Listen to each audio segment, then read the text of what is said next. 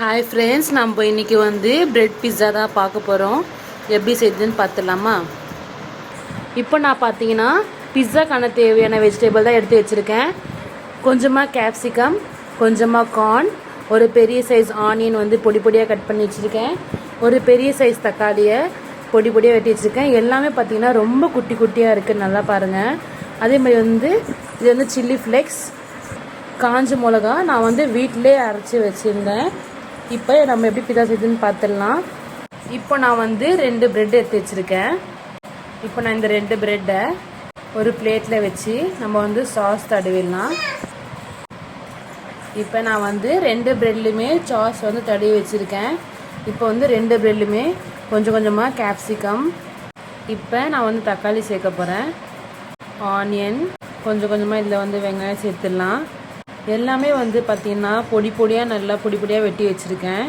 நம்ம ஹோட்டலில் செய்கிற மாதிரி அந்த மாதிரி செஞ்சோன்னா அப்படின்னா நல்லா கொஞ்சம் பெருசு பெருசாக வெட்டலாம். நம்ம வீட்டில் ப்ரெட்லேயே செய்ய போகிறதுனால நான் எல்லாமே குட்டி குட்டியாக வெட்டியிருக்கேன்.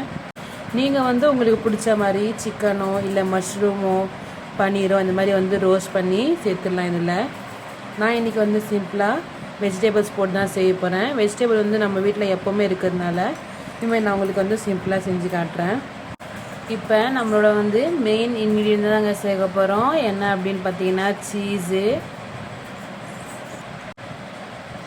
இப்போ நம்ம சீஸ் நல்லாவே ஸ்ப்ரெட் பண்ணியாச்சு. இப்போது நான் ஆரிகனோ எடுத்துருக்கேன், இங்கே பாருங்கள். அப்புறம் ஆரிகனோ, அப்புறம் மிக்ஸ் ஹெர்ப்ஸ்.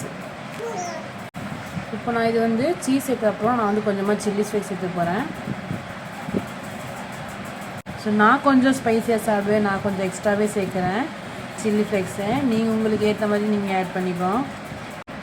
இப்போ நான் ஆரிகனோ சேர்க்க போகிறேன். லைட்டாக திருவிடலாம்.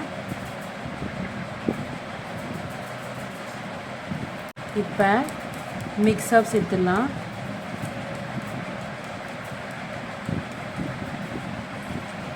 இப்போவே பார்க்குறதுக்கு கலர்ஃபுல்லாக இருக்குது. இப்போ நம்ம இதை சீக்கிரமாகவே தவாவில் வச்சுட்டு ஒரு 5 to 10 minutes கூட ஸ்லோ ஃப்ளேமில் பேக் பண்ணிடலாம். வாங்க. இப்போ நான் கேஸ் ஆன் பண்ணி தவா வச்சுருக்கேன். இப்போ நான் 1 teaspoon ஆயில் போட்டு இப்படி ஸ்ப்ரெட் பண்ணிடலாம். இப்போ நான் 2 பிஸ்ஸாவுமே 2 ப்ரெட்டுமே தவாவில் வச்சுருக்கேன். இது நம்ம மூடி வச்சு க்ளோஸ் பண்ணிடலாம். நம்மளோட இட்லி குண்டோட மூடி இருக்கும்ல, அதோட மூடியை இதில் மூடி வச்சு ஒரு 5 to 10 minutes போல் ஸ்லோ ஃப்ளேமில் நல்லா பேக் பண்ணிடலாம். வெயிட் பண்ணலாம். இப்போ பார்த்தீங்கன்னா 5 minutes போல் ஆயிடுச்சு. நம்ம ஓப்பன் பண்ணி பார்த்துடலாம். பாருங்கள், எல்லாமே மெல்ட் ஆகிருக்கு.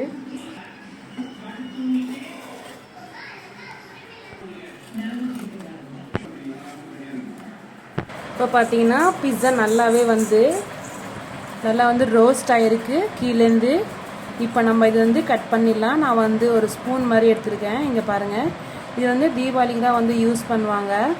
என்கிட்ட பிஸ்ஸா கட் பண்ணுறதுக்காக இல்லை, ஸோ நான் இது வச்சு கட் பண்ணுறேன். உங்கள்கிட்ட இதுவும் இல்லை அப்படின்னா நீங்கள் நம்ம நார்மலான கத்தி வச்சு நல்லா ஷார்ப்பான கத்தி வச்சு யூஸ் பண்ணி கட் பண்ணிக்கோங்க. இப்போ நான் இதை கட் பண்ண போகிறேன். இப்போ இது பார்த்திங்கன்னா நான் சின்னதாக ஒரு ஸ்கொயர் ஷேப்பில் சைடில் கட் பண்ணியிருக்கேன். எடுத்து சாப்பிட்டு பார்க்கலாம்.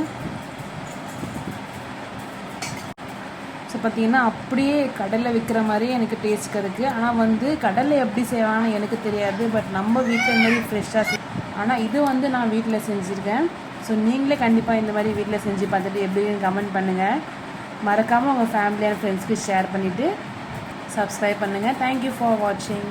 பாய்.